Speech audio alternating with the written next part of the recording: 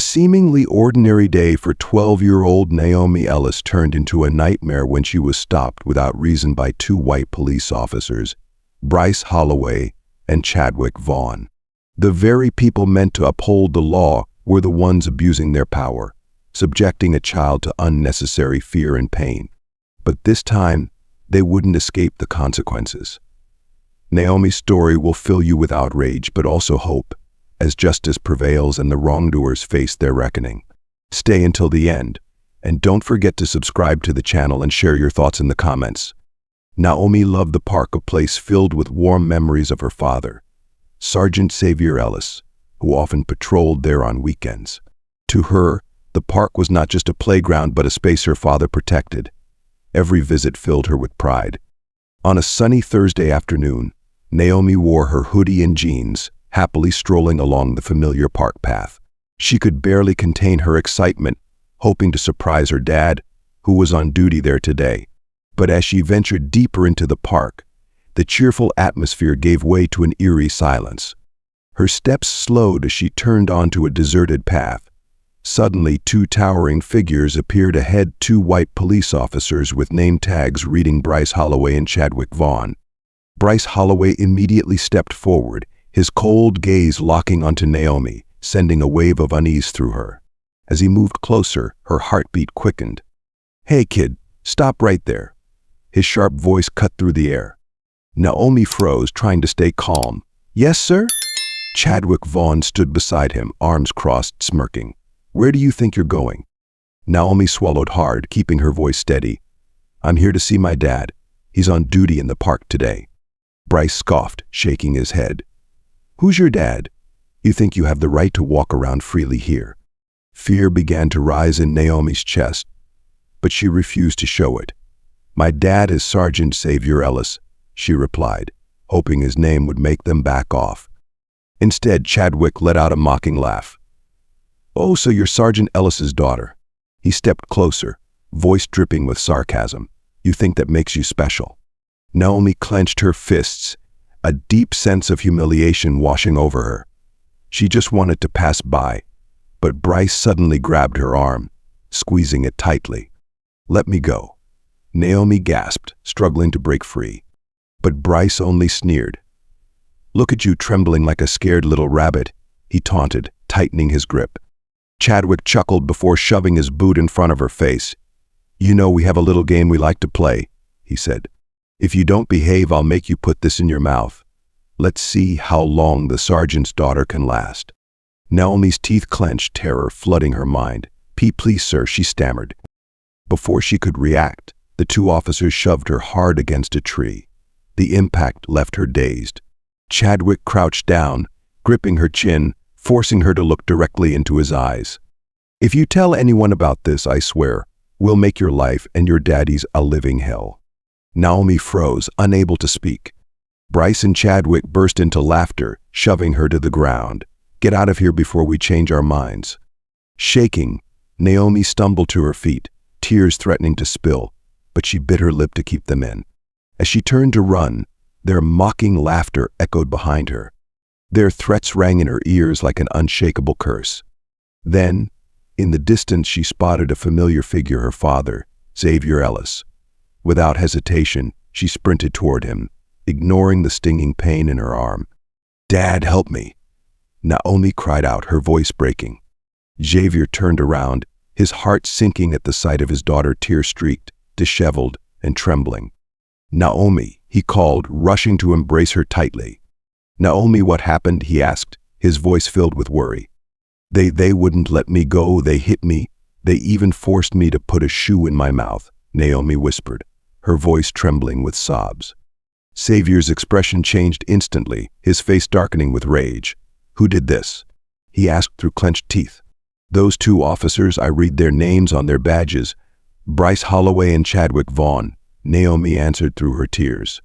Xavier gripped her shoulders tightly, his eyes burning with determination. "You're with me now, Naomi. They won't hurt you again. But you have to be strong. You have to stand tall." A cold voice interrupted from behind them. "Looks like your little princess ran straight to Daddy to tattle on us again." "Ha!" Xavier turned around, his sharp gaze locking onto Bryce. "You bastard. What do you think you're doing here?" His voice was like steel. Bryce smirked defiantly. "Just doing my job keeping people safe, Sergeant." Xavier didn't back down. "Are you even human anymore? Why would you torment a child and think you could just walk away?" Bryce kept his smug demeanor. "It was just a little lesson, Sergeant." Xavier wasn't going to let him continue. "You've crossed the line. You will pay for this." Then he turned back to Naomi, his eyes softening as he knelt beside her. "Are you okay, sweetheart?" "I'm scared, Dad. I don't know what to do," Naomi choked out. Xavier pulled her into a tighter embrace. "You're safe now. I'm here. No one will ever hurt you again." At that moment, none of them realized that bystanders in the park had recorded everything and uploaded it to social media. Within just 30 minutes, Xavier's phone wouldn't stop ringing. Calls, messages, and emails flooded, and everyone was talking about the same thing: Naomi's story. A brave little girl was humiliated by 2 abusive cops. The story spread like wildfire, not just within their neighborhood but across local news stations and social media platforms. Hundreds, then thousands of people spoke out, demanding justice for Naomi. And in that moment, Xavier knew he had to act. He couldn't let this be buried like so many injustices before. Those 2 officers had to be held accountable, and the system that enabled them couldn't escape scrutiny either. In the days that followed, Naomi and her father embarked on a journey they had never imagined: to fight for justice. They attended a crucial community meeting, not just as victims but as a rallying force.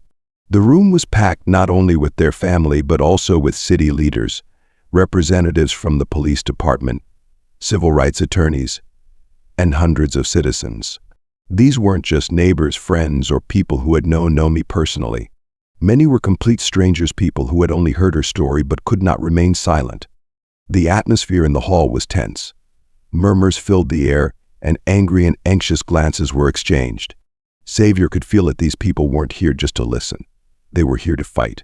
They refused to be mere spectators to another injustice. They wanted to be part of the change. In the center of the room, Tiana, Naomi's mother, stood beside Xavier. She held her daughter's hand tightly, her gaze unwavering. There had been moments when she had felt helpless, moments when she feared their family would always be victims. But today, as she looked around at the hundreds of people standing with them, she realized that their pain was no longer just theirs to bear. It had become a symbol, a flame igniting hope for so many others. Tiana took a deep breath before speaking, her voice echoing throughout the room. "Sometimes we believe that the pain will never end. We think our voices are too small to make a difference. But today I stand here because I know we are not alone. Everyone here, all of you, is giving my family strength, and we will not let injustice continue to prevail." Applause erupted, rippling through the hall like a wave. But this was not the end. This was only the beginning. As people stepped forward, one by one, they did more than just speak. They unburdened themselves of the weight they had carried for so long.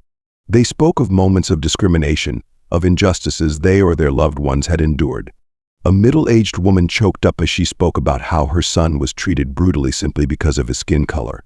An elderly man, his hands trembling, recounted the bitter memories of his youth when he was falsely accused of a crime just for being a black man walking through a wealthy neighborhood. A passionate young man spoke of the fear that gripped him every time he was pulled over by the police, not because he had done anything wrong, but because he looked suspicious. Their words cut through the hearts of everyone present like knives. Naomi's family listened, their hearts shattered by the shared pain, yet filled with hope as they realized they were not alone. The outrage in the room was no longer a collection of scattered emotions. It was coalescing into a unified force, a determination to bring about change. Then came the pivotal moment. Xavier knelt down, gently taking his daughter's hand, his gaze filled with encouragement. "Naomi, do you want to say something?" Naomi hesitated. Her hands trembled and her breath quickened. For a moment she wanted to refuse. But then she remembered that horrific night, the fear, the humiliation, the feeling of being trampled on. And now hundreds of people were here for her family, for justice. She could not remain silent. Naomi took a deep breath and slowly stepped forward into the crowd. At first her voice was small, as if she feared that even if she spoke, the world would still ignore her. But as she began recounting her story, it was as if the strength of the crowd flowed into her, giving her courage. I was so scared. I thought no one cared about me. To them, I was just another meaningless black child. Naomi paused for a second, swallowing the lump in her throat, then continued. This time her voice was stronger. But today, seeing all of you here, I no longer feel alone or afraid. The room erupted. Applause thundered, some people wiping away tears. They weren't just clapping for Naomi's bravery in telling her story, they were clapping because they saw themselves in her. Naomi glanced around and met the proud gaze of her parents. In that moment she felt warmth in her heart. This feeling of peace, of support, she had not felt it since the nightmare began. Tiana stood beside her, squeezing her daughter's hand, her eyes brimming with tears, yet shining with pride. Xavier placed a hand on Naomi's shoulder and gave her a firm nod. Their family, despite all the suffering, was standing strong today, no longer afraid. But the fight couldn't end here. After the emotional community meeting, Naomi's family knew they couldn't stop at just speaking out. They had to act. Naomi had been brave enough to tell her story, and now it was their turn to ensure that justice would be served. Xavier, as a seasoned sergeant in law enforcement, understood one thing: those who abuse their power can only be punished when there is clear evidence and a transparent justice system. He knew that to change the system, anger alone was not enough. They needed a plan, perseverance, and an unwavering commitment to justice. Naomi's family took action. They reached out to lawyers, sought witnesses, and gathered the necessary evidence. They attended hearings and put pressure on city officials. They were no longer silent victims, they were standing up, fighting not just for Naomi but for everyone who had ever suffered injustice like she had. This was no longer just one family's battle. It was the battle of an entire community. And this time they would not back down. And so, they began the process of suing Bryce Holloway and Chadwick Vaughn, the two officers who had assaulted and abused their power against Naomi. The lawsuit was not easy. The police department and those protecting the system did everything in their power to shield their fellow officers. But with the help of witnesses from the community, photos and videos captured by those present at the scene, Naomi's family had enough evidence to take the case to court. The day of the trial finally arrived, bringing an atmosphere of intense tension that enveloped the entire courtroom. Outside, hundreds of protesters gathered, holding up signs demanding justice for Naomi and other victims of police abuse. Their chants echoed through the streets, expressing the community's outrage and determination. Inside the courtroom, silence hung heavy in the air. The Ellis family sat in the front row. Xavier stood firmly beside his wife and daughter, his hand gripping Tiana's tightly as if to pass on his strength. Naomi sat between her parents, her eyes filled with worry but also a glimmer of resolve. Across the room, the two corrupt officers, Bryce and Chadwick, maintained their arrogant expressions. They still believed the system would protect them, that they would walk free as they had so many times before. But that confidence wouldn't last long. The trial began, and the prosecutor wasted no time presenting the evidence before the jury.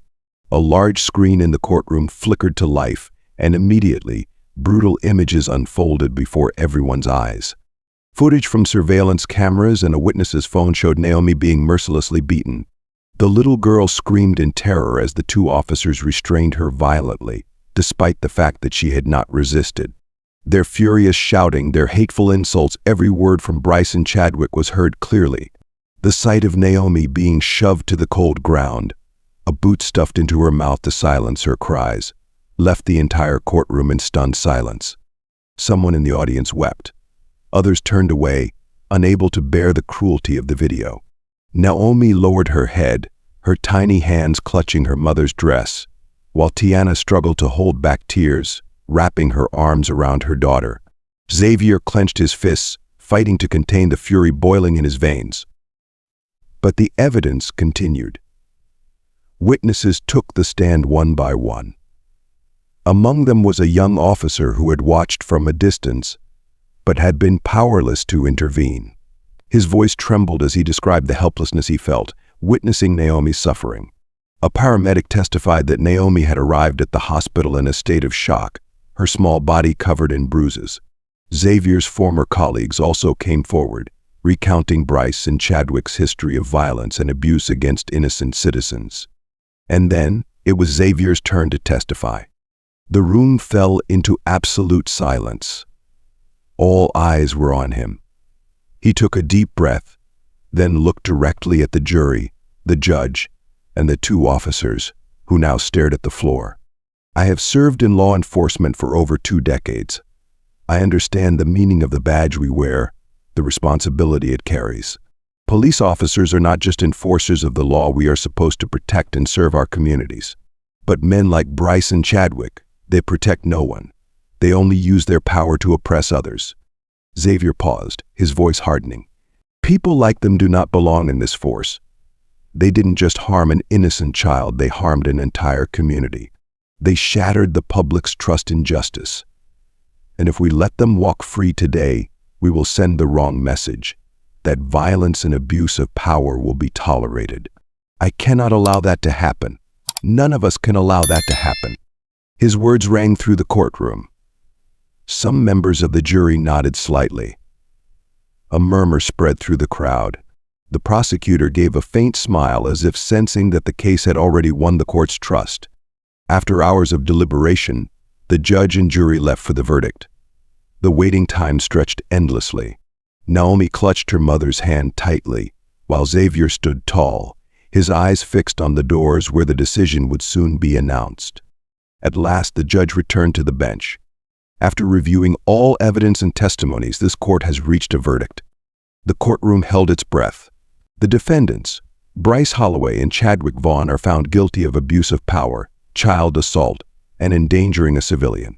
Both defendants are permanently stripped of their police authority and will face criminal charges. The court hereby sentences them to— A pause. Xavier could hear his own heartbeat pounding in his chest. 10 years in prison without parole. The courtroom erupted. Some people sobbed with relief. Others embraced each other. The Ellis family held on to one another. Tiana wept in her husband's arms, while Naomi, though too young to fully grasp everything, understood that today justice had prevailed. After everything, Tiana and Xavier stood still for a moment, locking eyes. No words were needed. They both knew what the other was thinking. Relief, pride, and above all, faith that justice had been served. The battle that once seemed too overwhelming, too exhausting, had finally brought the justice they had fought so hard for. Xavier gently placed his hand on his wife's shoulder, his eyes filled with love and gratitude. Tiana gave a faint smile, though tears still streamed down her cheeks. She knew that this was not just a legal battle, it was a fight for honor, for justice, and for their daughter's future. Naomi stood beside her, her small hand intertwined with her mother's. Though fear still lingered, another feeling was rising within her, a sense of relief she had never felt before. Naomi had endured a terrifying nightmare, but now she was no longer alone. She saw her parents standing strong for her, and saw an entire community rallying behind their family. And more importantly, Naomi realized that justice was not some distant ideal, it was real, and it could prevail. The victory of Naomi's family was not just about restoring fairness to a wounded child. It was a significant milestone in the effort to clean up the police force. What Xavier had done was not just about protecting his daughter, it was about making the system more just. He had spoken up, not just as a father, but as a former police officer, a man who deeply believed in the duty and ethics of those sworn to serve and protect. Xavier's words had planted a seed in the hearts of many officers, those who may have once turned a blind eye to injustice, but now understood that they could no longer remain silent. A middle-aged police officer stepped forward, his eyes filled with conflict. "I've been in this force for over 2 decades, and I have to admit, there were times when I chose to stay silent. But after today, I can't ignore it anymore. Thank you for reminding us that the badge on our chest is not a shield to cover up crimes, it is a vow to protect justice." Xavier nodded, saying nothing more, because he knew change had begun. The trial was over, but its impact would echo for a long time. Outside the courthouse, protesters were still gathered, but this time they were not filled with anger or despair. They clapped, they cheered, they called out Naomi's name. They called out Xavier's name as a symbol of courage. Tiana knelt down and gently embraced her daughter. "We did it, Naomi. Things will be better from now on." Naomi looked up, her eyes shimmering under the golden afternoon sun. She didn't say a word. She simply nodded, because she knew today was not just the day justice prevailed. It was the day she regained her faith in the world. Through this story, we are reminded that justice is not just an unreachable ideal, it is something that must be upheld and defended through action. Prejudice may have existed for centuries, but sometimes, all it takes is one person to stand up, one act of righteousness, one courageous voice, and the world can change. In 2025, what can we do? Let's start with ourselves, listen more, understand more, and be willing to speak up against injustice. Let's learn to see people with our hearts, not through the color of their skin or their background. Let's be brave enough to ask questions, to challenge the injustices around us, and most importantly, to take action. But by 2030, will racism still exist? It's hard to say with certainty. Prejudice and injustice cannot disappear overnight. But if we continue to fight, to educate, and to spread kindness, we can close the gap. We can create a world where future generations no longer have to suffer from the pain that history has left behind. A truly equal society may not come immediately, but if we plant the seeds of change today, in 5 years, 10 years, or even longer, the world will surely be different. And what about you? What does this story make you feel? Have you ever witnessed or experienced something similar? Share your thoughts, because who knows, your story might inspire someone out there. To me, this is not just a story, it is a powerful reminder that no matter how much injustice exists in the world, as long as there are people willing to step into the light, darkness will never win.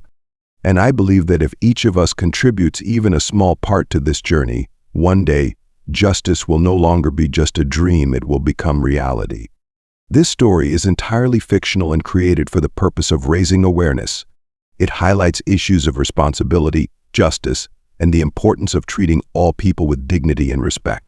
We firmly oppose violence, prejudice, and injustice in all forms. Viewers should be mindful when engaging with this content.